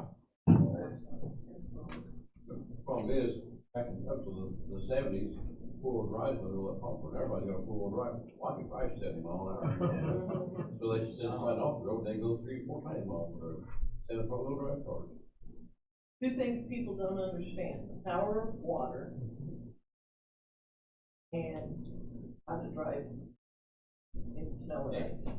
People on the I-74 up there, you get an Oriental that's come here, and they buy a high-performance Mustang that's snowing.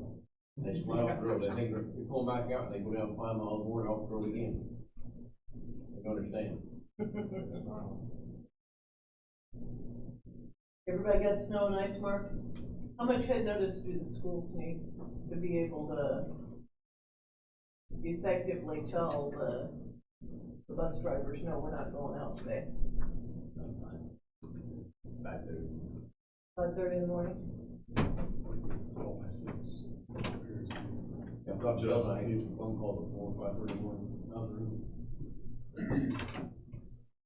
I've got some school systems that have to go as early as 2 AM to make the decision, which is insane.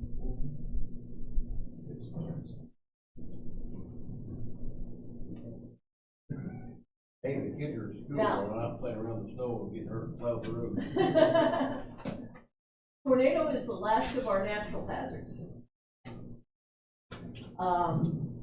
We did not have any tornadoes in the last 5 years in Vermillion County. Now, that does not mean that we've not had a tornado history in the county, as you can see by the various tornado tracks that have moved through. But we did not have any in the last 5 years that were confirmed. Remember that a tornado is a funnel cloud that has touched the ground. It has to touch to be legit, according to the National Weather Service. But yes, guy got picked up by his camera, got spun around. What in Indiana that was one? What's that? You got picked up in your camera and spun around? Tornado? Oh, that was out in Oklahoma. Yeah, saved my ass. It was a water hose in the electrical cord. It was enough to stop the motion. I was in the lee of a building. The other side of the building, about 2 miles away, picked up a monster big diesel truck and a trailer and put a truck on. Wow. And that was about a week after a guy told me they don't get any tornadoes. It's Oklahoma. Nah, this is the panhandle of Oklahoma, out in the middle of nowhere. No, Oklahoma. Oklahoma's in Tornado Alley. Believe it or not, the National Weather Service has been trying to get us classified as part of Tornado Alley, because Indiana's had so many tornadoes. 2 years ago, we had a semi blower blown up a ring. 14, the train got blown off and that tornado went through the north end of the county. Train got blown off the tracks.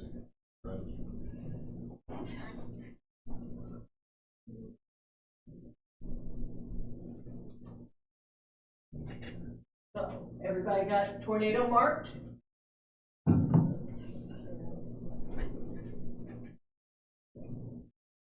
Dams. We have 6 dam structures that were listed in the DNR database. 2 of those are breached, so they no longer hold water. 2 of them are considered under minimum, which means they are not regulated by Department of Natural Resources. And the other 2, which are the 2 that are pictured on the left, are considered low hazard because there's no human life downstream that would be endangered, and there's no major infrastructure that would be endangered. What's the waterway from the east to west there? All right. Below those lakes. Those are in the southern end, and That's if you Burlett's Creek. Burlett's? Yep. Okay. I think that one's gone too. It's Bella Lakes. is Bella where that Lake is. East and Yeah. West is. Okay. Oh, and Ron Mack says there's a lot more dams than this, our surveyor said there's lots of more dams than this. Well, Those are small flip, pond dams. flip back to the picture, right there. Yeah. If you notice, there's a dam lake next to it. Yeah. It's not on any of the databases, and there's, when I looked at this map, there were a number of others further north. Mm-hmm. Those little farm ponds. There are farm Yeah. ponds and other structures. The thing is they're not regulated because they're less than 20 feet in height. They're not regulated because they don't have more than 1 square mile of drainage.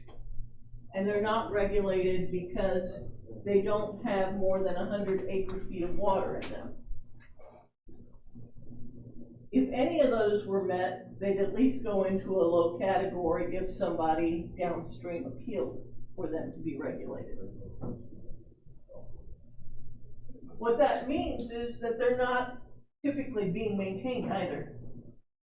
So you want to keep an eye on those, probably more so than the regulated ones, because The low hazard dams get inspected every 5 years. Significant hazard get inspected every 3 years. High hazard every 2 years. And they have to be inspected by an independent engineer. And that report has to be turned into the Department of Natural Resources.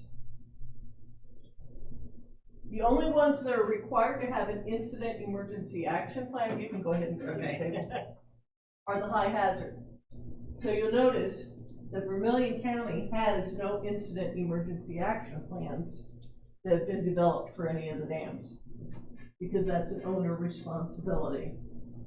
And it's only mandated for the high hazard. So, a question for Mark. Yes. Duke Energy and their ash ponds, of course, now they're all dry, except, would the utility company fall in any of this? Listed on there, but yeah. I mean, maybe Ash because of the ponds size. are classified under a separate category. Okay. And they're regulated by the Department of Environmental Management. Right. And I think that 1 square mile thing, those ponds weren't that, they were big, but They were big, but not that big. And then you only had so much free water on top. The rest was the sludge or whatever. But I mean, one of them was pretty deep, that And size. in the reports for that stuff, it wasn't a lot of damage downstream if they failed. Just curious. Yeah, and that's, it's a good question, because it definitely is a concern, because you have a contamination issue. Right. That you have to deal with if those release. So it still is a challenge. Mostly dry. Wet ash. Or dry ash. I went ahead and gave you the websites for where this data came from. We try to do that whenever we provide the data, so that you know, and you can look it up yourself and play with the data and see everything. So no problems that we could find listed, no issues listed, no recent challenges with any of them. That's all I can tell you about the probability.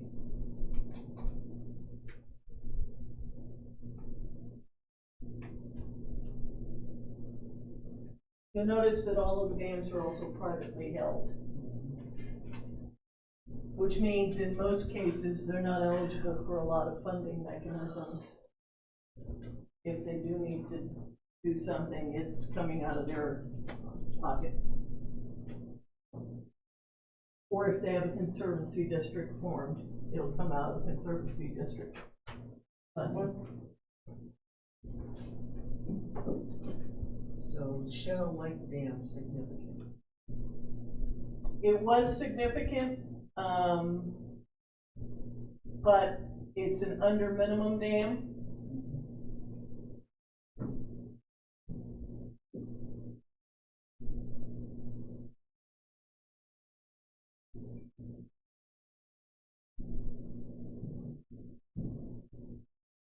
They didn't have a whole lot of notes on that one.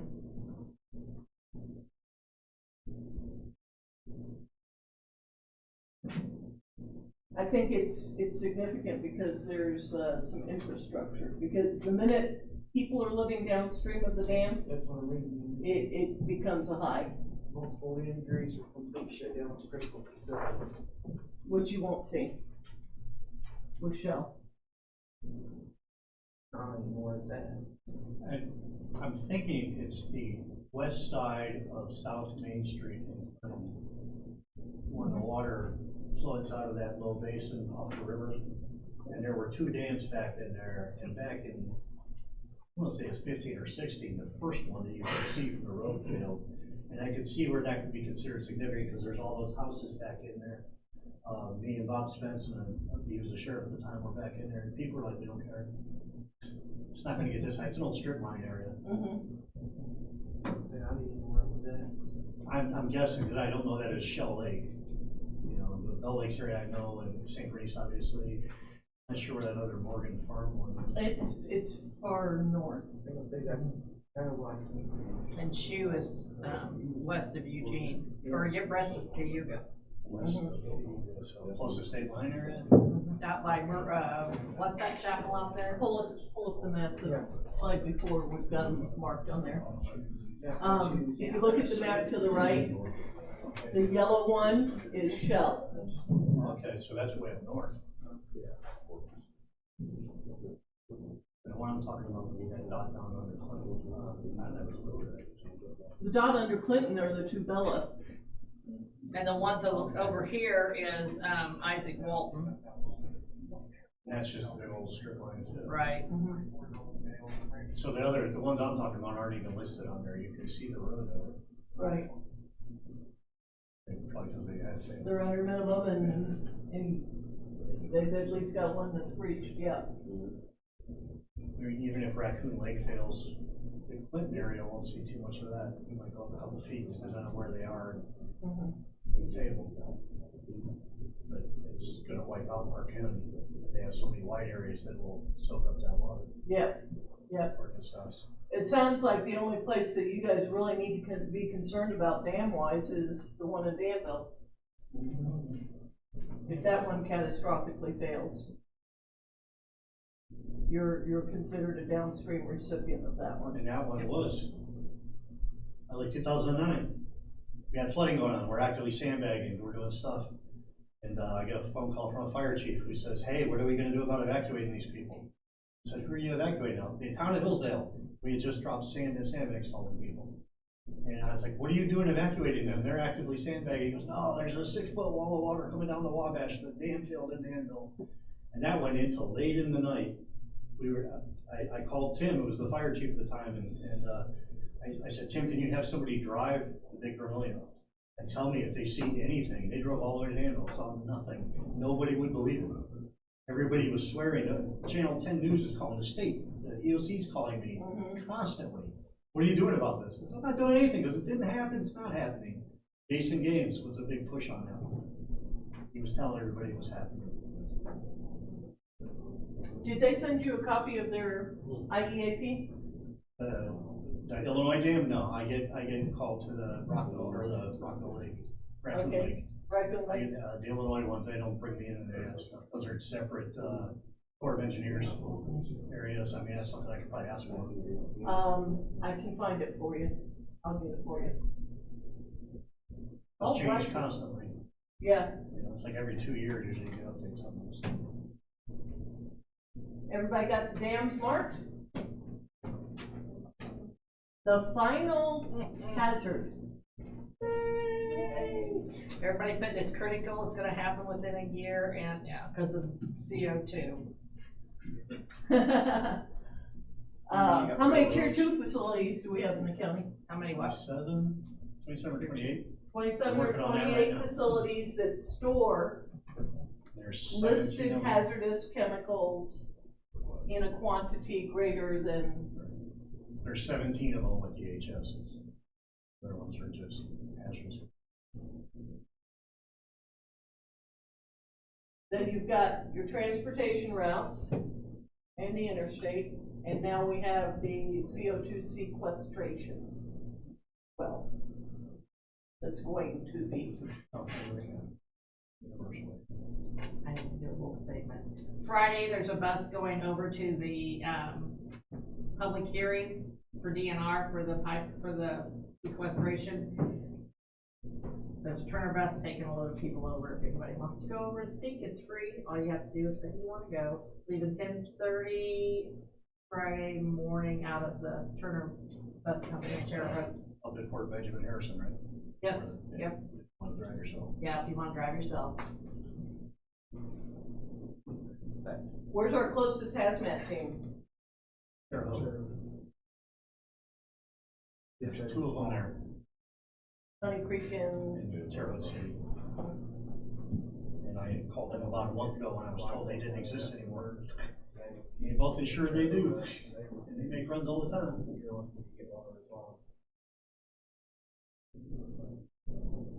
So, when we have incidents, what, do we have a commodity flow study that we've done?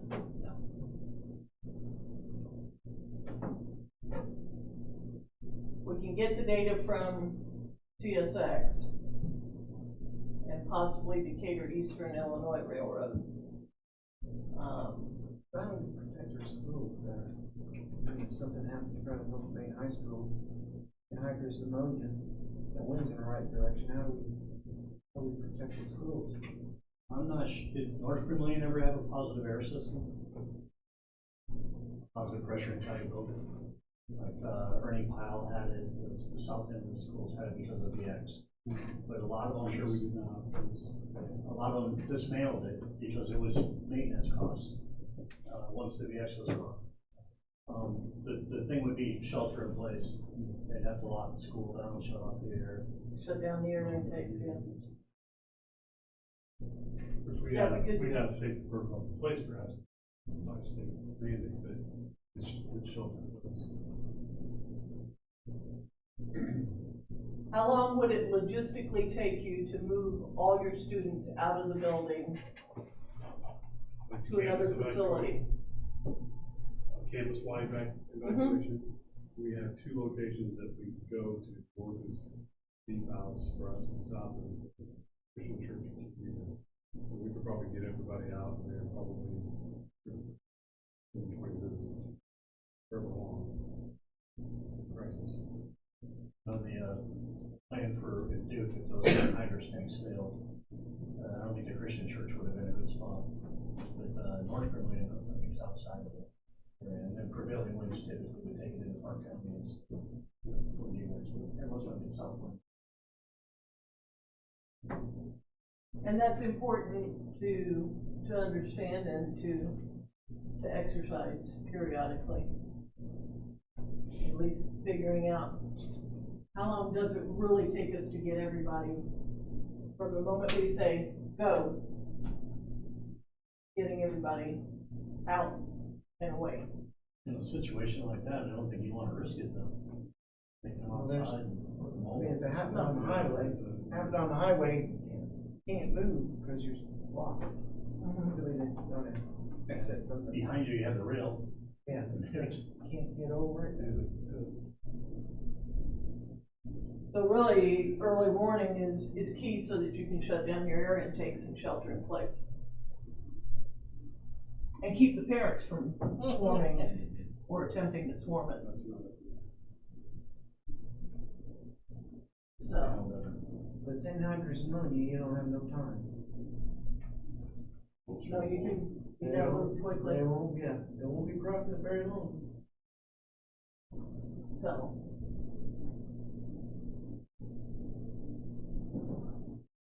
So I mean, how frequently are we having incidents? I mean, we have hazardous spills constantly. How frequently Semi-regs, do we have little ones? those are little ones typically, a couple 100 gallons. Anything under 55 gallons doesn't have to be reported or read correctly, but it's still hazardous. Anytime you have a car accident, anytime you have a release of any unnatural product, petroleum-based or chemical-based, it could be fertilizer. Yeah. I had a whole tanker of fuel oil tip over their Duke. It was luckily it never opened up. Also had another chemical tanker flipped over at Wabash River Station. I mean, they happen. They rolled that tanker of anhydrous in Lyford and it I didn't know. break open. I know. Thank goodness double walls or whatever they got, but But it happens more and more. Everyone knows a couple of years ago, did busted. Yeah. Several people that were in their cars. That was like 2 years ago. Yeah. It wasn't some woman actually caused the wreck and it ended up coming back on her? Yep, I believe so. She was drunk or something, or stupid? The important thing with hazardous materials that we need to keep in mind, SARE Title III, the Superfund program that makes established LETCs and the reporting of Tier 2 quantities, really was geared to try and encourage communities not, and businesses not to store as much and to inform community members. The problem with that is that they've gone now to just-in-time shipping. So we've got a lot more material on the highways. instead of changing our processes necessarily to something that's less dangerous,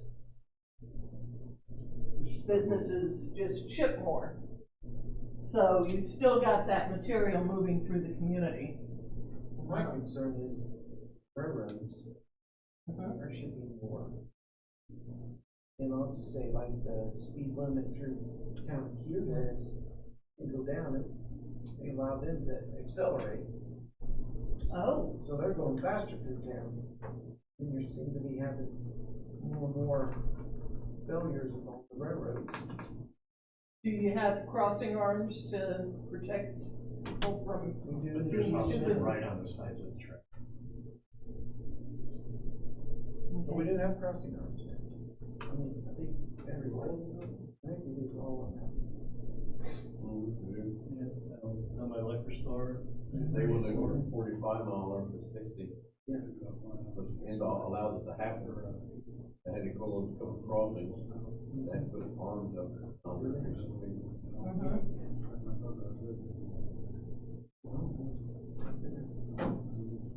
I was going to say, if you figure out that they didn't get them all, that's something we can put in the plan as well.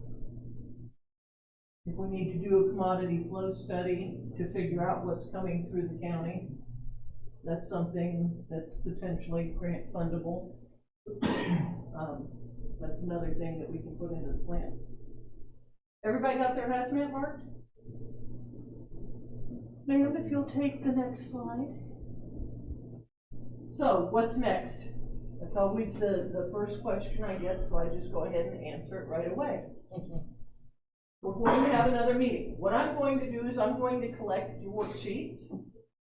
I'm going to pound on the keyboard and get it all aggregated so that we've got a ranking of the various hazards. Typically, you will find that compared to the last plan, your ranking has changed slightly. You say, well, why is that happening? Well, you've experienced different things since the last plan. And the things that you've experienced most recently are the ones that you typically end up scoring higher because they are fresh in your memory. That's not a fault, that's not a problem, but it is something that we just need to all be aware of. So that when you look at the old scores and the new scores, you're not confused why it happened the way it did. The next meeting that we're going to have, we will email out to you a spreadsheet of all the mitigation actions that were in the last plan. What we're going to ask you to do before the next meeting is to look through that list for two reasons. One, we're going to have to identify which of those were completed, which were not. Which ones do we still want to consider? Which ones do we want to throw in the trash can? Then we need to create new ones. And we need to figure out, are there any specific challenges or mitigation actions that we want to do in your community versus countywide versus Dana, okay? Or are there things that we want to get together and work on as a county-wide process? So if there are specific items we want to mitigate at the schools, bring them on. Now, some of the school safety committees have said we want to harden, we want to glaze windows. Well, window glazing is good for both the shooters, but it's also great for tornado debris. So, just something to think about.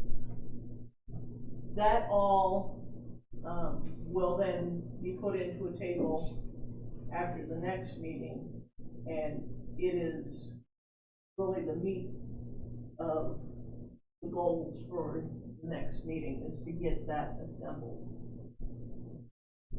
The plan will include all of this information, and it It talks about integration of the materials for the future. How do we integrate it into the way we live through the community?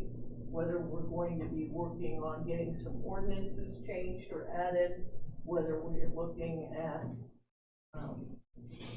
enhancing or buffering some of our flood zones, encouraging Cayuga to be a member of the NFIP, any of that kind of stuff. Keep your mind open. It does not have to be FEMA fundable to be in the plan, okay? If we need communications equipment to make things better, we want to put it on there. We'll actually prioritize items as high, medium, and low as well. If you see somebody from an incorporated community that was not represented here tonight, encourage them to come to the next meeting. Drag them with you. If you have a buddy that's really a good dreamer in your community that can come up with good ideas, or in your department, put them to work. Let them get some ideas assembled. Mitigating means you're going to make the impacts of the hazard less or eliminate them. So that can be training, that can be equipment, that can be changing how we do things, it can be outreach and education. It's the entire gamut. So, innovative minds are definitely the way to go for the next meeting. I want to thank you for being here. You've taught me a lot about Vermillion County. And I appreciate you spending your evening here because I know you're busy, you have lots going on, and I don't want to get into your bedtime. So you can still get your evening snack. It's getting close too. I know it's getting close. So, thank you so very much. Mark, you got any final comments? I'd like to thank everybody for coming. The next meeting is on the 24th. I'm not sure exactly where I'm gonna try and set it up in the southern part of the county, maybe we get a few more people down there. But I will send out an email tomorrow, we'll have a location. I'm gonna send this, you had that other document you were gonna send, if you get that to me in the morning, I'll get it out tomorrow. Right. And if you do see anybody that wasn't here, that from a municipality, tell them to fill this out, because it's gonna be in their email.